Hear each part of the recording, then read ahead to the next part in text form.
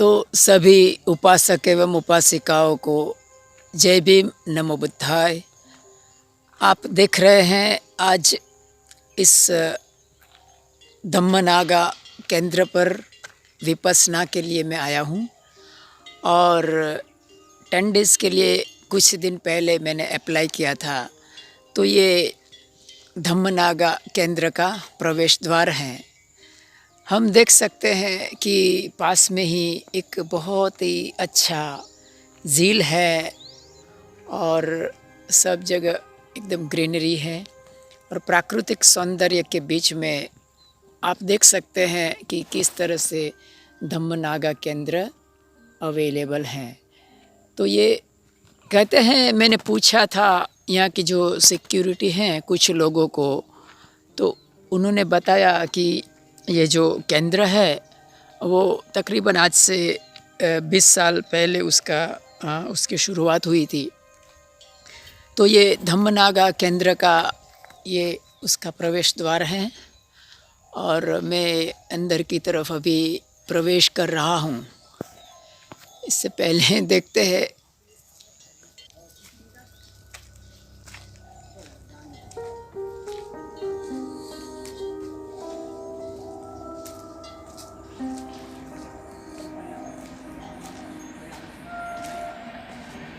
तो इसका ये सब परिसर है और ये रास्ता जा रहा है धम्म हॉल और किचन की तरफ। हम देख सकते हैं यहाँ एक मेरी तरह एक साधक भी आया हुआ है और वो कुछ सिक्योरिटी से बात कर रहा है। ये यहाँ कुछ धम्म सेवक का निवास स्थान है और ये परिसर की तरफ चल के देखते हैं कि ये धम्मनागा विपस्सना सेंटर का किस तरह से उसका कंस्ट्रक्शन है और कुछ हम जानने की कोशिश करते हैं।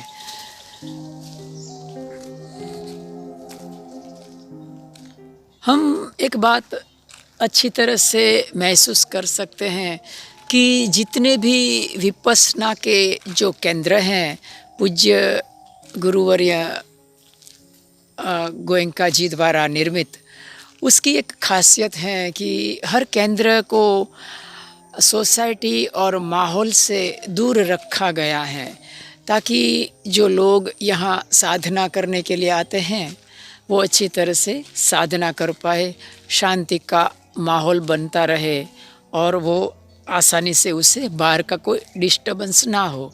इसीलिए हमेशा विपस्सना का हर एक केंद्र है वो हम थोड़े सोसाइटी से, समाज से और जो मानी आवाज़ का जो प्रदूषण है उससे दूर रखा गया है।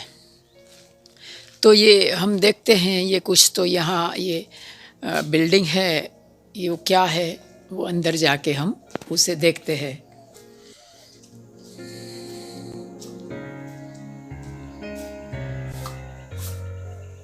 हाँ, तो आप जैसे कि देख रहे हैं यहाँ कुछ चेयर्स है और आगे सब कुछ सूचना ये लगाई गई है।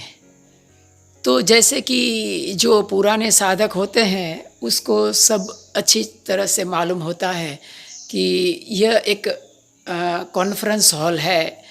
इस हॉल में जो शुरुआत में जो लोग आते हैं, जो साधक साधना करने के लिए आते हैं, उन्हें प्री कोर्स टॉक के रूप में उसे कुछ गाइडेंस दिया जाता है। इसी के लिए ये कॉन्फ्रेंस हॉल का उपयोग किया जाता है। ये धोबी सेवा यहाँ उपलब्ध की जाती है। जो साधक यहाँ साधना करने के लिए आते हैं उनको कपड़ा यहाँ धोने के लिए वो यहाँ रखते हैं और दूसरे दिन उसको टैग लगाकर वही कपड़े उसे वापस मिलते हैं। तो ये कॉन्फ्रेंस रूम है। यहाँ सब साधक शुरुआत के, जिसे 0 दिन कहते हैं, 0 दिन पे यहाँ सब इकट्ठा होते हैं और इकट्ठा होकर उसको जो यहाँ के जो कोर्स मैनेजर होते हैं वो उन्हें प्री कोर्स कथा अर्थात जो कोर्स है उसकी पूर्व सूचना के रूप में उसे कुछ सूचनाएं दी जाती हैं। तो चलिए हम आगे बढ़ते हैं।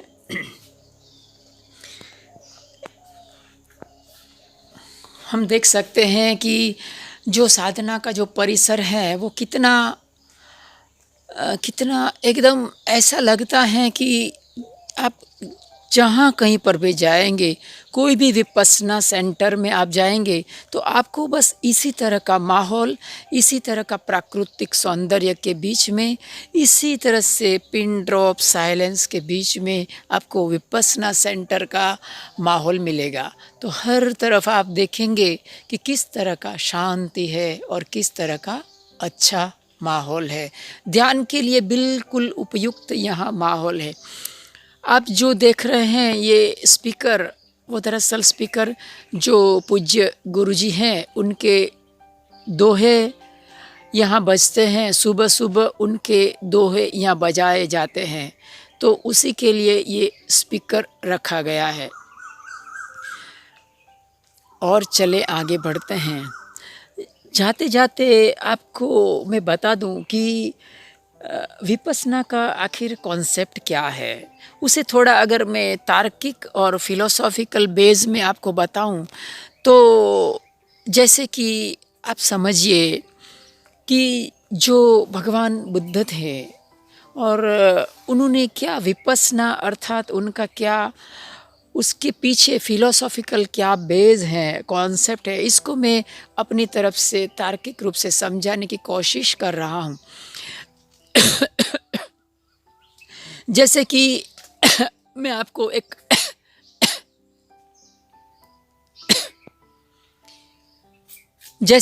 आपको एक डेमोस्ट्रेशन के साथ बता सकता हूँ। जैसे कि एक पेड़ है, तो मैं उसकी इस डाली को मैंने पकड़ा है, हाँ, तो ये मैंने डाली पकड़ा है, ये पत्ते में पकड़ रहा हूँ और मैंने ये इसका जो मेन ब्रांच है, उसका जो मेन ये उसका थर्ड है, मेन शाखा है, उसको भी मैंने पकड़ा है।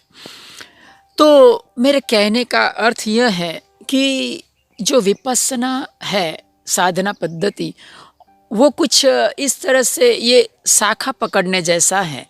मानी जो मेन उद्देश्य है वो पकड़ने जैसा है, नहीं कि पत्ते या तो ये छोटी छोटी शाखाएं पकड़ने से कोई मतलब नहीं है।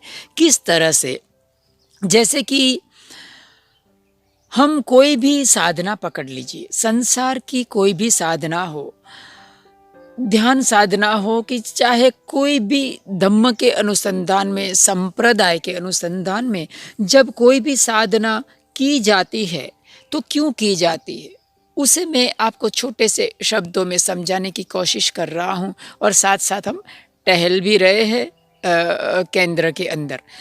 तो कोई भी साधना इसीलिए की जाती है कि हमारे भीतर एक प्रकार का वाइब्रेशंस अर्थात एक प्रकार के तरंग, कंपन पैदा होते हैं। वो कंपन को जनरेट करने से, वो कंपन को उत्पन्न करने से हमारे अंदर एक प्रकार का खुशी मिलती है, एक प्रकार का अंदर पुलकित रोमांच होता है। ये पुलकित रोमांच को पाने के लिए तरह तरह की साधनाएं निकल आती है। जैसे कि मैं आपको एक एग्जाम्पल के तौर पर बताऊं तो जैसे कि हम कोई रटन करते हैं, कोई भी शब्द का बार बार रटन करते हैं तो हमारे अंदर एक हम तरंग पैदा होते हैं, हमारे भीतर एक प्रकार के वाइब्रेशंस पैदा होते हैं, कंपन पैदा होते हैं। वो कंपन को पाने के लिए हम उस तरह का रटन करते हैं। तो कोई भी संसार की कोई भी साधना हो, कोई भी संप्रदाय की कोई भी साधना हो, चाहे वो ध्यान पद्धति हो या कोई और भी साधना हो, तो वो सब की जाती है वो कंपन को प्राप्त करने के लिए, वो वाइब्रेशंस को जगाने के लिए। वाइब्रेशंस को जगाने के लिए, कंपन को प्राप्त करने के लिए कोई भी प्रकार की साधना की जाती है। तो वो कंपन के कारण हमारे भीतर एक प्रकार का पुलकित रोमांच हम महसूस करते हैं, हमें बहुत अच्छा लगता है। तो वही पुलकित रोमांच का छोर पकड़ के कोई भी साधना की जाती है। लेकिन यहाँ ऑब्स्टेकल, हिंड्रेंस, यहाँ अवरोध, जो ड्रॉबैक है वो यह है कि कोई भी साधना आर्टिफिशियल है।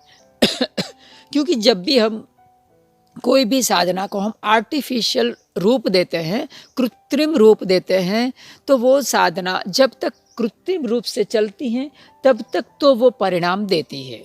बाद में उसका कृत्रिमता जैसे ही खत्म होती है, जब हम बंद कर देते हैं कुछ समय तक, तो उसका परिणाम बंद हो जाता है, वो परिणाम देना बंद कर देती है, क्योंकि वो कृत्रिम है। और कृत्रिम तौर पर की गई कोई भी साधना है वो हमारा उद्देश्य को हासिल नहीं करेगी। विपස්සना का यही उसका कॉन्सेप्ट है कि जो मैन तरंग पैदा हो रहे हैं, हमारे भीतर कंपन पैदा हो रहे हैं, उसे बिल्कुल ही आप जनरेट करने की कोशिश मत करिए, उसको आर्टिफिशियल मत बनाइए, उसे कृत्रिम मत बनाइए। जो भी हो रहा है उसे जानते हैं, जानते हैं, जानते हैं, तो हमारा जो मन है वो सूक्ष्म तरंगों को महसूस करने के लिए वो काबिल बनता है। यानी सूक्ष्म मन द्वारा सूक्ष्म तरंगे पकड़ में आ जाती हैं। लेकिन अगर हम कृत्रिम तौर पर कोई भी साधना करते हैं तो उसका मतलब है कि हमारा जो मन है वो स्थूल है, और स्थूल मन के जरिए हम सूक्ष्म तरंगों को पकड़ नहीं सकते हैं। तो इस कारण से कोई भी तरंगों को हम अगर स्थूल बना देते हैं, बड़ा बना देते हैं, तो पकड़ में आ जाता है। तो इसीलिए हर तरह की साधना ईजाद की गई। कृत्रिम तौर पर कई प्रकार की साधनाएं ईजाद की गई। तो यही विपස්සना का मेन कॉन्सेप्ट है, जिसको मैंने अल्प शब्दों में आपको समझाया। तो ये गोयंका गुरुजी ने जो विपස්සना का माहौल बनाया है, दुनिया में कई सेंटर है, 200 तकरीबन 200 के आसपास दुनिया में सेंटर है सब मिलाकर। और आपको जानकर आश्चर्य होगा कि हर सेंटर की एक ही उसका सिस्टम है।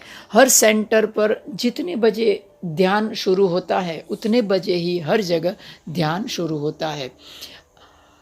सुबह 4:30 बजे हर सेंटर पर साधक है वो जाग जाते हैं, और 8 बजे प्रथम ग्रुप सीटिंग अर्थात सामूहिक साधना का शुरुआत होती है रोज सुबह 8 बजे। 8 बजे के बाद 2:30 बजे दोपहर को और शाम को 6 बजे। इस तरह के पूरे विश्व में जहाँ कहीं पर भी विपස්සना का सेंटर है, विपස්සना का जहाँ कहीं पर भी इंस्टीट्यूट है, हर जगह इसी तरह का सिस्टम है, इसी तरह का रूल्स एंड रेगुलेशन है।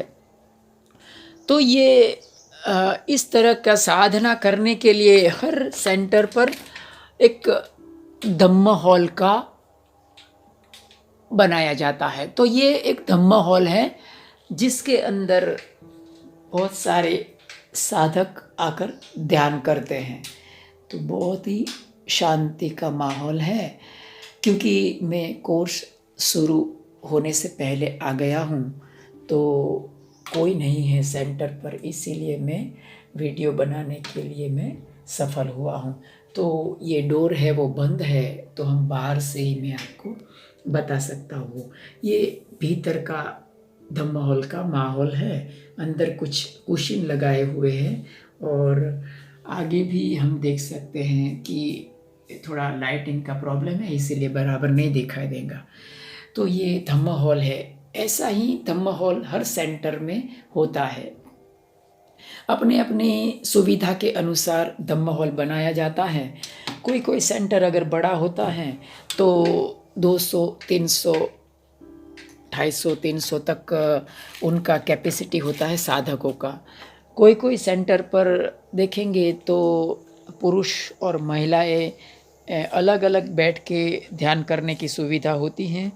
तो कोई सेंटर पर सिर्फ महिलाओं का अलग व्यवस्था की जाती है और पुरुषों को भी अलग व्यवस्था की जाती है। जैसे कि विपස්සना का इगतपुरी का धम्मगिरी सेंटर है, तो वहाँ हम जानते हैं जो भी पुराने साधक है, तो वहाँ महिलाओं के लिए और पुरुषों के लिए अलग अलग ध्यान की व्यवस्था की जाती है।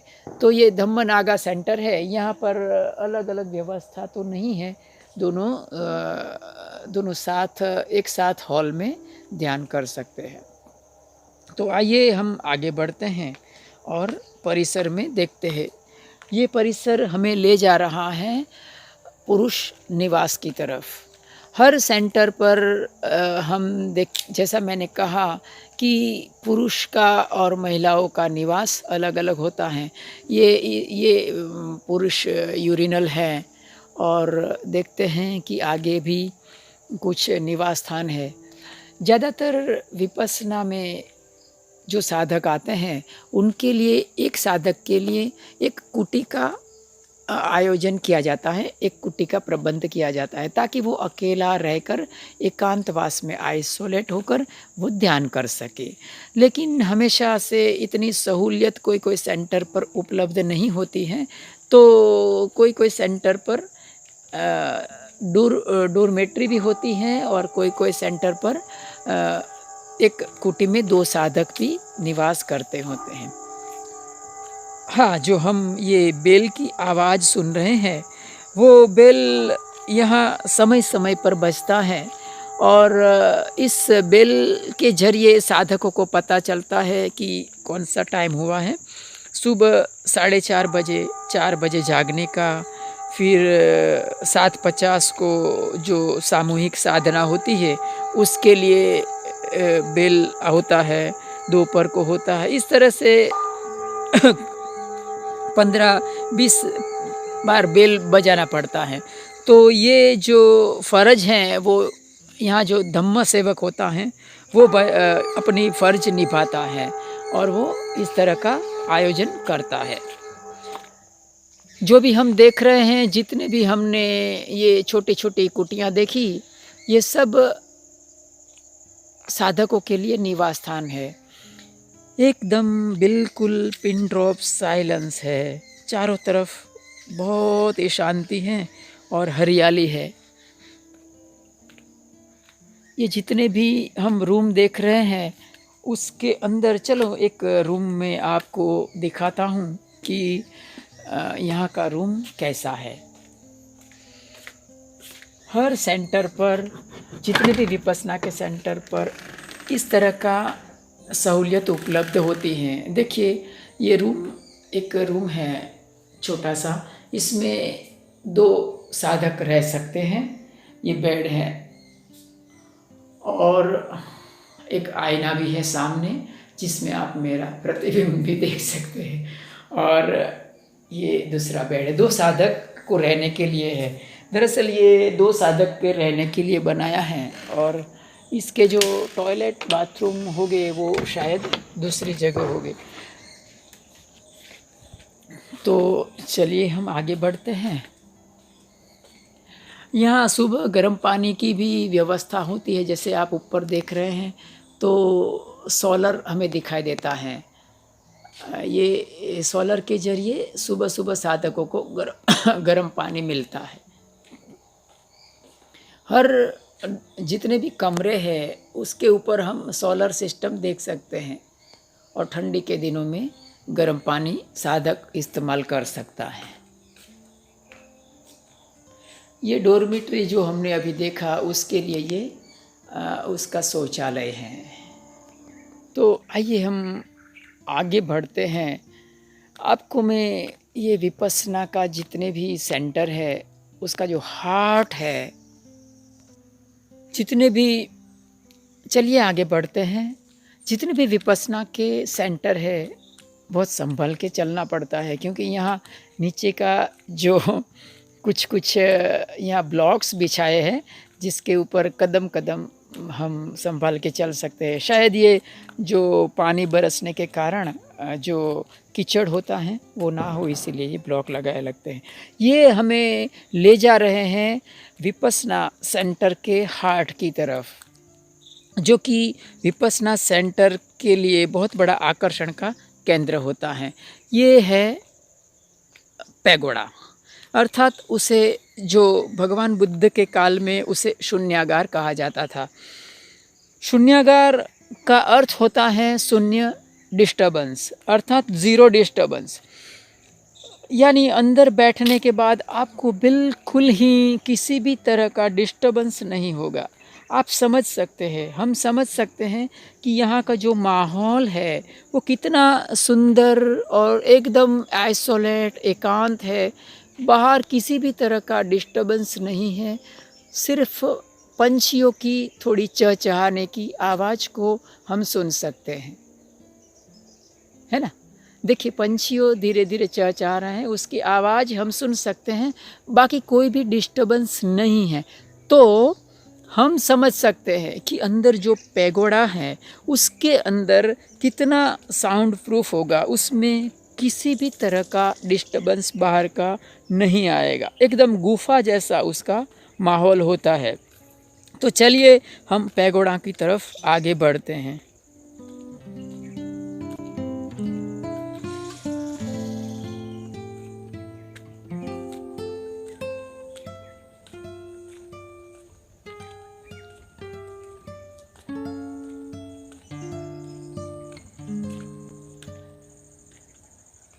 वाह, कितना कितना परफेक्ट। ये जो पैगोडा है आप देख रहे हैं, उसे पैगोडा कहते हैं, उसे शून्यागार भी कहते हैं।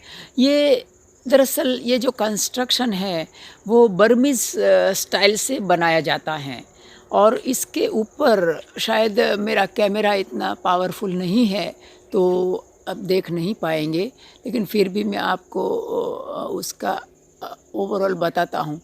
आप जो उसकी टोच देख रहे हैं उसके ऊपर एक छोटा सा हीरे जैसा आपको दिखाई देगा, शायद मैं कोशिश करता हूँ। तो उसके ऊपर जो छोटा सा सफ़ेद दिखाई देता है वो सामान्य तौर पर उधर स्फटिक रखा जाता है। स्फटिक रखने से शायद कुछ तो उसके पीछे का रीज़न हो सकता है। तो हर जगह इस तरह का एक परफेक्ट माहौल हम देख सकते हैं। ये पैगोडा है वो शायद अभी भी अंडर कंस्ट्रक्शन है, अभी भी वो बन रहा है। तो चलिए हम अंदर जाते हैं, देखते हैं खुला है कि नहीं है।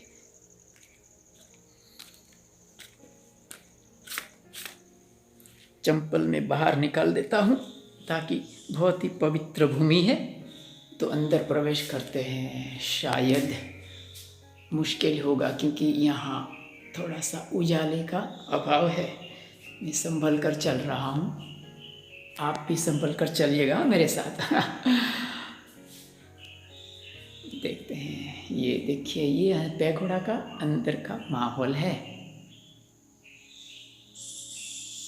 ये अभी भी अंडर कंस्ट्रक्शन है, बन रहा है। चलिए मैं थोड़ा सा अंदर का व्यू आपको दिखा रहा हूँ। आवाज़ करने की इजाज़त नहीं है, लेकिन फिर भी क्योंकि आज बिल्कुल सुनसान है, यहाँ कोई भी नहीं है, इसीलिए मैं आपको कह सकता हूँ। ये मैं थोड़ा लाइट चालू करता हूँ ताकि शायद कुछ उजाला हो। ये देखिए स्विच बोर्ड है।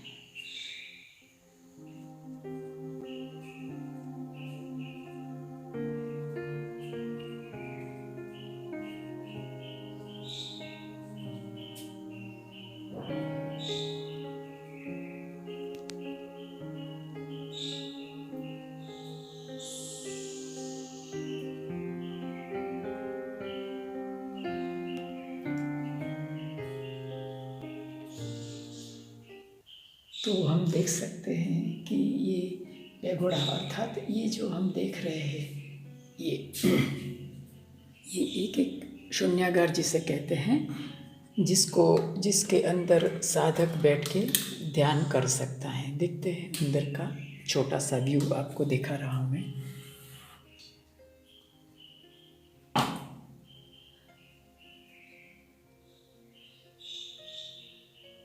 हर एक सेंटर पर इसी तरह की सहूलियत दी जाती है। एक छोटा सा कमरा है और छोटे से कमरे में इस तरह का अंदर का बहुत ही शांति से आदमी बैठकर ध्यान कर सकता है, एक साधक ध्यान कर सकता है। इधर बैठने से हमें एक बहुत ही अच्छा अनुभव होता है, जैसे कि हम कोई गुफा में ध्यान कर रहे हैं ऐसा लगता है, और किसी भी तरह का डिस्टर्बेंस का तो कोई सवाल ही नहीं उठता है। तो ये इस तरह का पैगोडा हर सेंटर पर इस तरह के पैगोडे अर्थात शून्यागार का आयोजन किया जाता है। और सेंटर की अपनी अपनी कैपेसिटी के अनुसार हर सेंटर पर पैगोडा का आयोजन किया जाता है। कोई बहुत बड़ा अगर सेंटर है और अच्छी सहूलियत है तो सब साधक मानी बहुत सारे साधक 400-500 तक साधक रहेंगे तो भी पैगोडा में ध्यान कर सकते हैं। नहीं तो कहीं सेंटर पर 100 भी हो सकते हैं, 50 भी हो सकते हैं, इस तरह से ध्यान कर सकते हैं।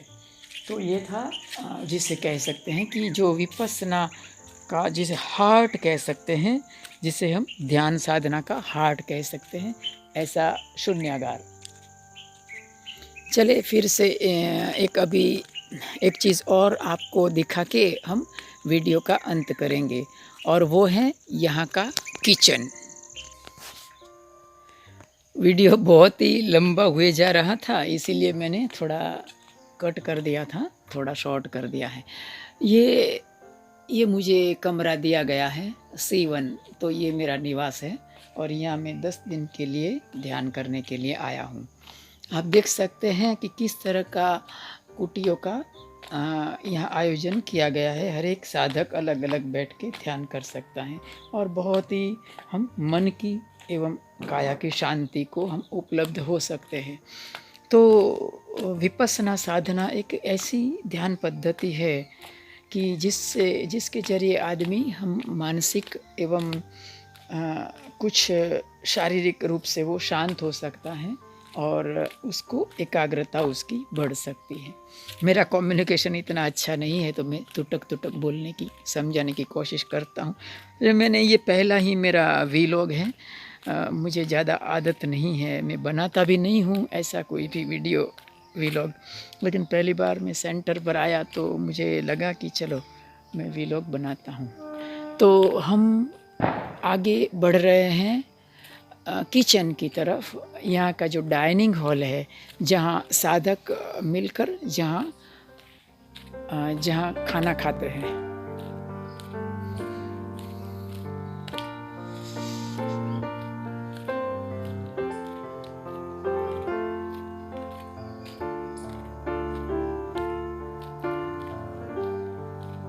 आप देख सकते हैं कि वहीं जो मैंने शुरुआत में जो लेक बताया था, जो झील बताई थी, तालाब, वो भी यहाँ सेंटर की बाहर से हम देख सकते हैं।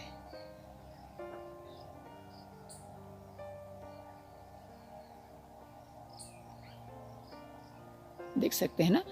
हाँ, देखिए मैंने थोड़ा जूम किया तो ताकि पता चले। यहाँ से ये हमने धम्म हॉल तो देखा, ये धम्म हॉल है और उसके आगे अभी हम जा रहे हैं डाइनिंग हॉल की तरफ।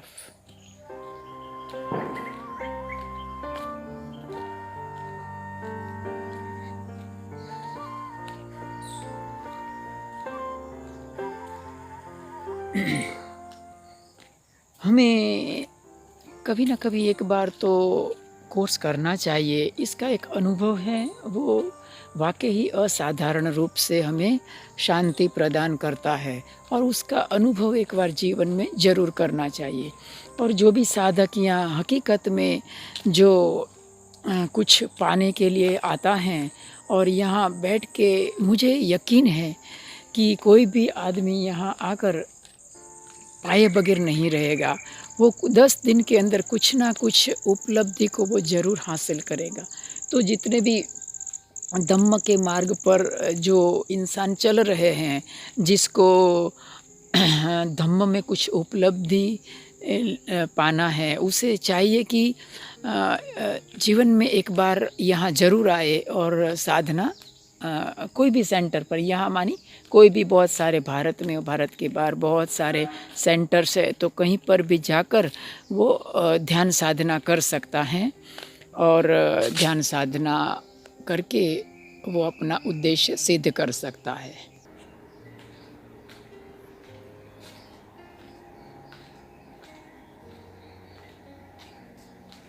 वीडियो थोड़ा लंबा हुए जा रहा था, तो मैंने थोड़ा शॉर्ट करने की कोशिश कर रहा हूँ। तो आप देख सकते हैं कि ये भोजन कक्ष है। यहाँ साधकों के लिए भोजन का प्रबंध किया जाता है। तो उसका जो समय सारणी है वो भी हम देख सकते हैं कि उसका टाइमिंग जो है, सुबह 4 बजे जागना है, 4:30 बजे मेडिटेशन है, 6:30 बजे नाश्ता विश्राम है, उसके बाद 8 बजे सामूहिक साधना, 9 बजे ध्यान, 11 बजे भोजन।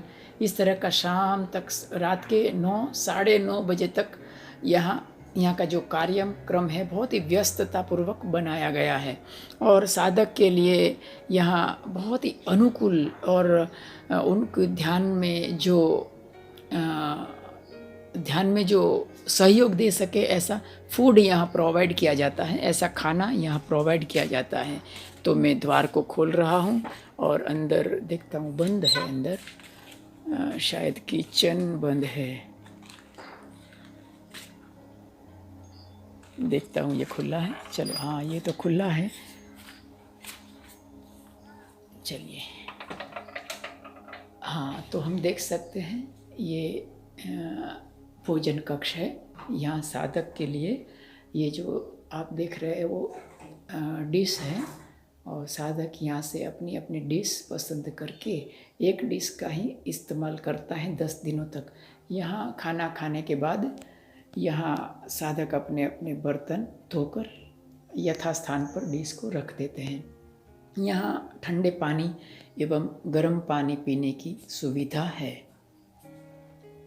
ये देख रहे हैं, यहाँ कोई भी साधक को अगर कुछ भी ज़रूरत है 10 दिन के कोर्स के दौरान आवश्यकता है, तो यहाँ एक छोटी सी चिट में लिख कर यहाँ रख सकता है, और उसकी जो रिक्वायरमेंट है वो धम्म सेवक है वो पूरी कर देता है।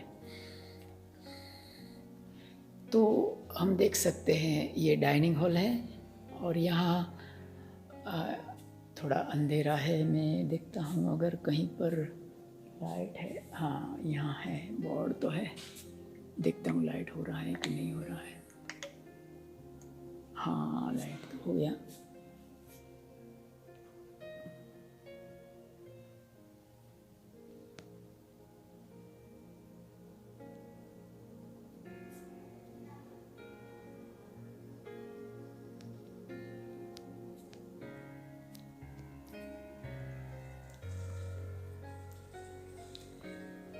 सामने जो दिखाई देता है वो किचन है। उसमें कुछ कर्मचारी हैं, कुछ बहनें हैं, वो खाना बनाते हैं। और यहाँ ये जो आपको प्लेटफॉर्म दिखाई देता है उसके ऊपर खाना रखा जाता है, और यहाँ बैठकर साधक सब लोग अपना अपना खाना ग्रहण करते हैं। तो ये उसका डाइनिंग हॉल था।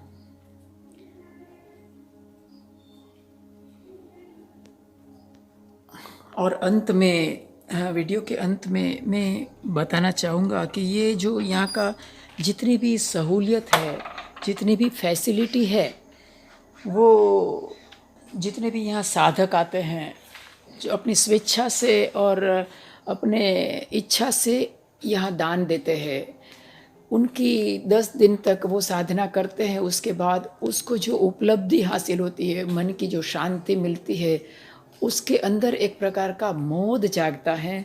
उसको लेकर हर साधक के मन में एक बहुत अच्छी भावना जन्म लेती है। तो वो अपना स्वैच्छिक रूप से वो डोनेशन देता है, दान देता है। तो वो दान के जरिए ये पूरा जो सेंटर है उसका खर्चा चलता है। उसका इलेक्ट्रिसिटी है, पानी का बिल है, जो नए साधक आते हैं उसके लिए भोजन का प्रबंध है, यहाँ का जो मेंटेनेंस स्टाफ है, यहाँ जो गार्डनर्स है, ये सब के लिए जितने भी खर्च है वो सब साधकों के द्वारा दिए गए दान से चलता है। दूसरा कोई भी सोर्स विपश्यना सेंटर का नहीं होता है। तो जब भी हम साधना करने के लिए आते हैं यहाँ, तो हर एक साधक को जिसको अच्छा लगता है कि ये जो साधना से मुझे ऐसा मन का शांति मिला, मुझे ये प्राप्त हुआ, उसका उनकी इच्छा से वो दान दे सकता है। तो आज के दिन पर मैं इतना ही कह के मैं अपना ये वीलॉग को ख़त्म करना चाहूँगा। आपको अगर मेरा ये वीलॉग अच्छा लगता है तो उसको ज़रूर से आप लाइक करिए और उसे शेयर करिए। तो बस आज के समय में इतना ही कहूँगा। ये धम्मनागा का सेंटर है और मैं शुरुआत में बताना आपको भूल गया कि यहाँ आप आना चाहते हैं तो ये सेंटर नागपुर से तकरीबन 17 किलोमीटर दूर है। 17 किलोमीटर की दूरी पर माहुरजरी नाम का एक गांव है छोटा सा, उसके वहाँ ये सेंटर बनाया गया है। और माहुरजरी आपको जब भी अब नागपुर से आते हैं तो फैक्ट्री नाम का छोटा सा गांव है, वो फैक्ट्री नाम के गांव पर आप उतर जाना बस में और फिर आप फैक्ट्री नाम के गांव से माहुरजरी गांव में इस विपस्सना सेंटर पर आ सकते हैं। तो आज के दिन बस इतना ही कह के मैं अपना वीलॉग को ख़त्म करता हूँ। सबका मंगल हो, सबका मंगल हो, सबका मंगल हो। Will of Dhamma is dedicated to pay back to society.